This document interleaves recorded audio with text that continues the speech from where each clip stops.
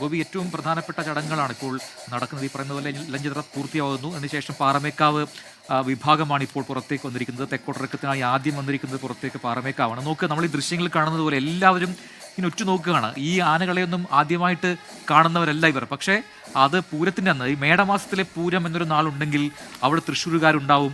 അവർ ഈ പൂരത്തിന് സാക്ഷികളാകാൻ എത്തിയിട്ടുണ്ടാകും എന്നുള്ളതാണ്. അതിനിപ്പോൾ നമ്മൾ നേരത്തെ കണ്ടില്ലേ, അത് നാനാ ഇടങ്ങളിൽ നിന്നും നാനാ ദേശങ്ങളിൽ നിന്നുള്ള ആൾക്കാർ ഇവിടേക്ക് എത്തുകയാണ്. അതിപ്പോൾ തൃശ്ശൂരുകാരെ തന്നെ ആയിട്ടുള്ള ആൾക്കാർ മാത്രമല്ല, അല്ലെങ്കിൽ പുറം രാജ്യങ്ങളിൽ നിന്നുള്ള ആൾക്കാർ നിരവധി പേർ അവിടെ എത്തിയിട്ടുണ്ട്. അങ്ങനെ എല്ലാവർക്കും അത് എത്രമേൽ കണ്ടാലും മടുക്കാത്ത ഒന്നായി, ഒരു ആഘോഷമായി ഈ പൂരം മാറുന്നുണ്ട് എന്നുള്ളതാണ്. ലോകത്തിൽ എത്ര കാർണിവലുകളുണ്ടോ ഒരുപക്ഷെ അതിനെയൊക്കെ കവച്ചു വെക്കുന്ന രീതിയിലുള്ളൊരു വലിയ ആഘോഷമായി തൃശ്ശൂർ പൂരം മാറിയതിന് പിന്നിലും ഇത്തരത്തിൽ ഈ പൂരപ്രേമികളുടെ അല്ലെങ്കിൽ ആ ദേശക്കാരുടെ ഒരു ഒരു ഒരു ഒത്തൊരുമയുണ്ട്. അവരുടെ മനസ്സിൽ പൂരം എത്രമാത്രം പതിഞ്ഞിരിക്കുന്നു എന്നതിൻ്റെ കാരണങ്ങളുണ്ട്. ഒരുപക്ഷെ 2 നൂറ്റാണ്ടിന് മുമ്പ് നടന്ന ഒരു സംഭവം, അതിന് പിന്നാലെ ഉണ്ടായിട്ടുള്ള ആചാരക്രമങ്ങൾ അതിങ്ങനെ മുറതെറ്റാതെ ശീലിച്ചു പോകുന്നു അവിടുത്തുകാർ എന്നുള്ളതല്ലേ ഗോപി? പ്രജൻ, ഈ പറഞ്ഞതിൽ ഏറ്റവും പ്രധാനപ്പെട്ട ഒരു കാര്യം, ഈ എത്ര കണ്ടാലും മതി വരാത്ത കാഴ്ചയുടെ സൗകുമാര്യം എന്ന് നമുക്ക് തൃശ്ശൂർ പൂരത്തെക്കുറിച്ച് പറയാം. ആചാരങ്ങളിൽ മാറ്റമില്ല, ചടങ്ങുകൾക്ക് മാറ്റമില്ല, ഓരോ വർഷവും ഇത് തന്നെ ആവർത്തിക്കപ്പെടുന്നു. പക്ഷേ പൂര പ്രേമികളെ സംബന്ധിച്ച് അവരെ സംബന്ധിച്ച് അവരുടെ കാത്തിരിപ്പിന്, ആകാംക്ഷ നിറഞ്ഞ കാത്തിരിപ്പിനും യാതൊരു മാറ്റവുമില്ല. അങ്ങനെ ആവർത്തനം കൊണ്ട് മടുപ്പ് വരാതെ എല്ലാ കാലത്തും നവമായ കാഴ്ചകളായി നമ്മുടെ മുന്നിലേക്ക് എത്തുന്നു എന്നതാണ് തൃശ്ശൂർ പൂരത്തിൻ്റെ ഏറ്റവും വലിയ സവിശേഷത. ലോകത്ത് തന്നെ മനസ്സിനും കണ്ണിനുമൊക്കെ ആനന്ദദായകമായ കാഴ്ചയായി തൃശ്ശൂർ പൂരം മാറുന്നത് അങ്ങനെയാണ്. ഇതിന് ആചാരാനുഷ്ഠാനങ്ങളുണ്ട്. നേരത്തെ പ്രജൻ സൂചിപ്പിച്ചതുപോലെ തന്നെ ഐതിഹ്യങ്ങളുടെ പിൻബലമുണ്ട്. അതിനേക്കാളൊക്കെ അപ്പുറത്ത് ഈ ആചാരപ്പെരുമയിൽ വെള്ളം ചേർക്കാതെ, ഒരു തരത്തിലുള്ള വിട്ടുവീഴ്ചകൾക്കും തയ്യാറാകാതെ കാലാകാലങ്ങളിൽ അത് കൃത്യമായി നടത്തിക്കൊണ്ടുവരികയും അതിന് ഓരോ തവണ അത് പൂർത്തിയായി പൂരത്തിന് കുടിയിറങ്ങുമ്പോഴും അടുത്ത പൂരത്തിന് വേണ്ടിയുള്ള കാത്തിരിപ്പിനുള്ള ആളുകളുടെ എണ്ണം കൂടി വരുന്നു, പൂരപ്രേമികളുടെ എണ്ണം കൂടി വരുന്നു എന്നത് തൃശ്ശൂർ പൂരത്തിന് മാത്രം അവകാശപ്പെടാവുന്ന ഒരു അനുഭവ കാഴ്ചയാണെന്ന് നമുക്ക് പറയാം. അതുകൊണ്ട് കേരളത്തിൽ, അല്ലെങ്കിൽ ഈ നാട്ടുകാർക്ക്, തൃശ്ശൂരിലുള്ളവർക്ക് മാത്രമല്ല, തൃശ്ശൂർക്കാരായി നിൽക്കുന്നവർക്ക് മാത്രമല്ല, കേരളത്തിനൊന്നാകെ കേരളത്തിൻ്റെ സാംസ്കാരിക പൈതൃകത്തിൻ്റെ ഭാഗമാവുകയും കേരളത്തിലെ മലയാളികളെ സംബന്ധിച്ച് അവരുടെ അഭിമാന കാഴ്ചയായി മാറുകയും ചെയ്തിട്ടുണ്ട് തൃശ്ശൂർ പൂരം. അതിനുള്ള ഏറ്റവും വലിയ സാക്ഷ്യം പറച്ചിലാണ് വിദേശത്തും ലോകത്തിൻ്റെ വിവിധ ഇടങ്ങളിൽ നിന്നും ഈ വർണ്ണാഭമായ കാഴ്ച പകർത്താൻ വേണ്ടി എത്തുന്ന വിവിധ ഇടങ്ങളിൽ നിന്നുള്ള ആളുകളൊക്കെ തന്നെ ഒരുപക്ഷെ ലോകത്തൊരിടത്തും കാണാത്ത അത്രയും വൈശിഷ്ട്യമാർന്ന ആചാരങ്ങളുടെ അകമ്പടിയോടുകൂടിയാണ് എല്ലാ കാലത്തും തൃശ്ശൂർ പൂരം നടത്തപ്പെടാറുമുള്ളത്. പക്ഷേ ഇത്തവണ നമുക്കറിയാം, ആകസ്മികമായി ഉണ്ടായിട്ടുള്ള അപകടം, അതിനെ തുടർന്ന് വേദനാജനകമായ ഒരു സാഹചര്യം. നമുക്ക് ജീവൻ നഷ്ടപ്പെട്ടവരെ ഈ സമയത്ത് നമുക്ക് ഓർക്കാം. കാരണം അവരൊക്കെ ഈ പൂരം ഗംഭീരമാക്കാൻ വേണ്ടി അതിന് പിന്നിൽ പ്രവർത്തിച്ചിരുന്നവരാണ്.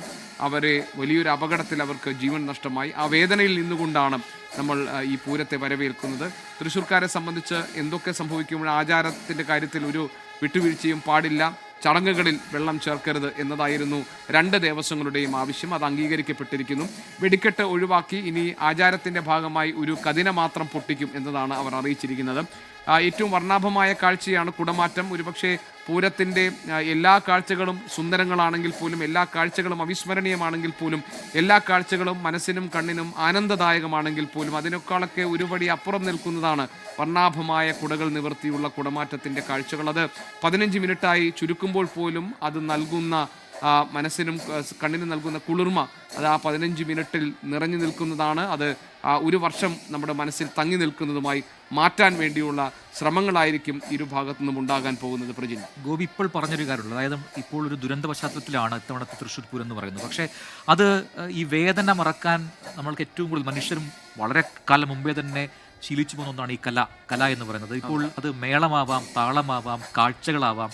ഇത് ഒരു പക്ഷേ ഇപ്പോൾ അവിടെ എത്തിയിരിക്കുന്ന ഓരോരുത്തരും, അവിടെ ഇപ്പോൾ ഒരു 10,000 അല്ലെങ്കിൽ ലക്ഷക്കണക്കിന് ആളുണ്ടെങ്കിൽ അവർ ഓരോരുത്തരും ഒരു ട്രാൻസ് സ്റ്റേജിലേക്ക് പോയിട്ടുണ്ട് എന്നാണ് ഞാൻ മനസ്സിലാക്കുന്നത്. അതിന് ഇലഞ്ഞിത്തറ മേളം, അതിൻ്റെ ഓരോ മേളവും അതിൻ്റെ ഓരോ കാലവും കുട്ടിക്കയറുന്ന സമയത്ത് നമ്മൾ അറിയാതെ മറ്റൊരു തലത്തിലേക്ക് നമ്മൾ പോകുന്നുണ്ട് എന്നുള്ളത് ശാസ്ത്രീയമായി അതിനെ പറഞ്ഞിട്ടുണ്ട്. അത് ഒരുപക്ഷെ കലാരൂപങ്ങൾക്ക് മാത്രമുള്ള ഇത്തരത്തിലുള്ള ഈ എന്താണ് പറയുക, ഈ താളമേളങ്ങൾക്കുള്ളൊരു പ്രത്യേകതയാണ്. അതിന് പിന്നാലെ വരുന്ന സംഭവമാണ് ഈ തെക്കോട്ടിറക്കം. അവിടെ നമ്മൾ കാണുന്നത് മറ്റെവിടെയും കാണാത്തൊരു കാഴ്ച, കുറേ കൊമ്പന്മാർ നിരനിന്ന് നെറ്റിപ്പട്ടമൊക്കെ കെട്ടി വരുന്ന ഒരു കാഴ്ച. അങ്ങനെ ഇത്തരം കാഴ്ചകളിലൂടെയും ഇത്തരം താളങ്ങളിലൂടെയും ശബ്ദങ്ങളിലൂടെയൊക്കെ തന്നെ അവിടെ ഓരോരുത്തരും മറ്റൊരു തലത്തിലേക്ക് എത്തപ്പെടുന്നു. അവരുടെ മനസ്സിൽ എന്തൊക്കെ ആകുലതകൾ ഉണ്ടായിട്ടുണ്ടോ അതൊക്കെ മറന്നു പോകുന്ന തരത്തിലേക്കുള്ളൊരു ട്രാൻസ് സ്റ്റേജിലേക്ക് അറിയാതെ ആൾക്കാർ മാറുന്നുണ്ട്.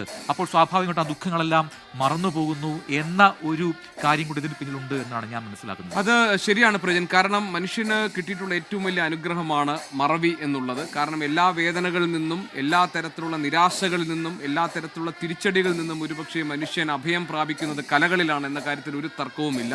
നമുക്കറിയാം, തൃശ്ശൂർ പൂരം നടത്തിപ്പുമായി ബന്ധപ്പെട്ട് ഇതുപോലെ വലിയൊരു ദുരന്ത മുഖത്ത് നിൽക്കുകയും അതിൻ്റെ പശ്ചാത്തലം നിൽക്കുകയും ചെയ്യുമ്പോൾ ഇത്തരം വർണ്ണാഭമായ ചടങ്ങുകൾ നടത്തേണ്ടതുണ്ടോ എന്ന കാര്യങ്ങളിലൊക്കെ വലിയ ചർച്ചകൾ നടന്നിരുന്നു. ഒരു ഘട്ടത്തിൽ പൂരപ്രേമികളായ അല്ലെങ്കിൽ തൃശ്ശൂർക്കാരായ ആളുകൾ തന്നെ പലരും മാധ്യമങ്ങൾക്കെതിരെ വിമർശനം ഉന്നയിക്കുകയും ഒക്കെ ചെയ്തിരുന്നു.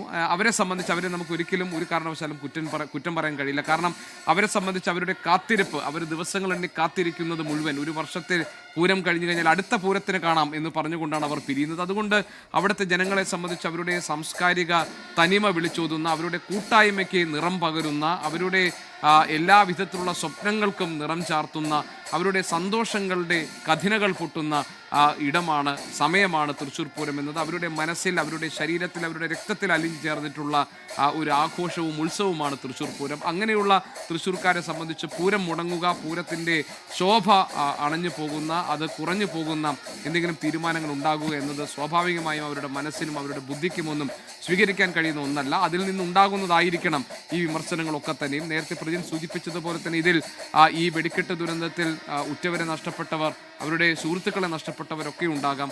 അവരുടെ ഉള്ളിൽ വേദനയില്ല എന്ന് നമുക്ക് പറയാനും കഴിയില്ല. പക്ഷേ ആ വേദനയെല്ലാം മറക്കുകയും ഈ പൂരത്തിൻ്റെ കാഴ്ചകളിലേക്ക്, ഈ പൂരത്തിൻ്റെ താളലയങ്ങളിൽ, ഈ പൂരത്തിൻ്റെ മേളക്കൊഴുപ്പിലേക്ക് അവരുടെ ഹൃദയതാളം അലിഞ്ഞു ചേരുന്നു എന്നതാണ് യഥാർത്ഥത്തിൽ സംഭവിക്കുന്നത്. ഒരുപക്ഷെ എന്തുകൊണ്ടാണ് ഇന്നാട്ടിലെ ജനങ്ങൾ പൂരത്തിൻ്റെ കാര്യം പറയുമ്പോൾ ഇത്രയും വികാരഭരിതരാകുന്നത് എന്നൊക്കെ ഒരുപക്ഷെ തൃശ്ശൂരിന് പുറത്തുള്ള ആളുകൾ ചിന്തിച്ചേക്കാം.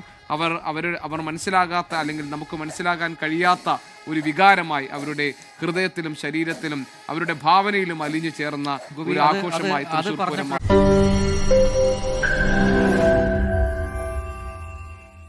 ലോകത്തെവിടെയായാലും ഏത് സമയത്തും 24 വാർത്തകളും ഓഗ്മെന്റഡ് റിയാലിറ്റി പാക്കേജുകളും എക്സ്പ്ലെയിനറുകളും വിശദമായി കാണാൻ ഞങ്ങളുടെ യൂട്യൂബ് ചാനൽ നിങ്ങൾക്ക് സബ്സ്ക്രൈബ് ചെയ്യാം.